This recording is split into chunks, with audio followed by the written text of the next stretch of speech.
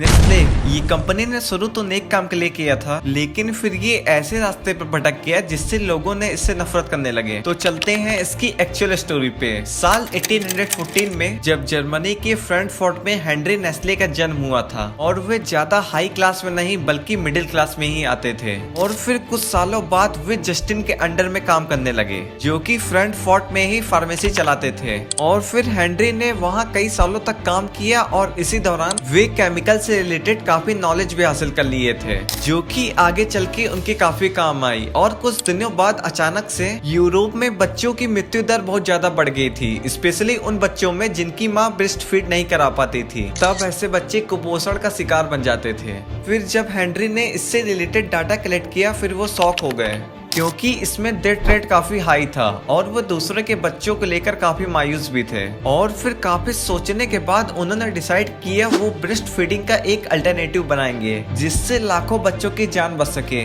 और फिर उन्होंने ब्रेस्ट मिल्क पर स्टडी करना शुरू कर दिया। उनकी काफी कोशिश के बाद भी वो असफल रहे, लेकिन उन्होंने हार नहीं मानी। और फिर ईयर 1867 में उन्होंने एक ऐसा फॉर्मूला तैयार किया जो ब्रेस्ट मिल्क का एक अच्छा सब्स्टिट्यूट बन सकता था। हेनरी ने इस फॉर्मूला को गाय के दूध, आटा और चीनी की मदद से बनाया था। इस फॉर्मूला को फेरन लैक्टे का नाम दिया और इसे बेचने के लिए उन्होंने नेस्ले नाम की एक कंपनी बनाई। और उस टाइम बॉडी फॉर्मूला को लेकर मार्केट में काफी डर का माहौल था, जो कि नेस्ले की परेशानियां बढ़ा रहा था। और फिर अचानक से एक दिन ऐसा आया कि कंपनी की किस्मत ही बदल गई। दरअसल कुपोषण का शिकार हुआ एक प्रीमेच्योर बेबी बहुत नाजुक हालत में था और मार्केट में और कोई ऑप्शन था भी नहीं। और फिर इसीलिए उसे फॉरेन लैक्टिक दिया जाने लगा। अच्छी बात तो ये है बच्चे की हालत में धीरे धीरे सुधार आने लगा और कुछ दिनों बाद से बच्चा हंसने खेलने लगा।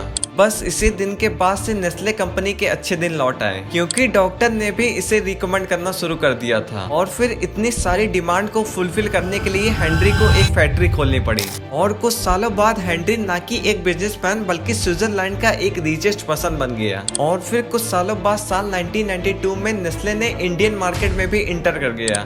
फिर नेस्ले ने कई प्रकार के चॉकलेट बनाना शुरू कर दिया था। और फिर इसी तरह नेस्ले ने इंडियन फैमिली के दिल में भी अपनी जगह बना लिया। क्या आप जानते हैं आज के दिन नेस्ले की करीब 2000 ब्रांड्स और 10,000 से भी ज्यादा प्रोडक्ट्स हैं। ऐसी और भी इंफॉर्मेटिव वीडियो देखने के लिए चैनल को सब्सक्राइब करें।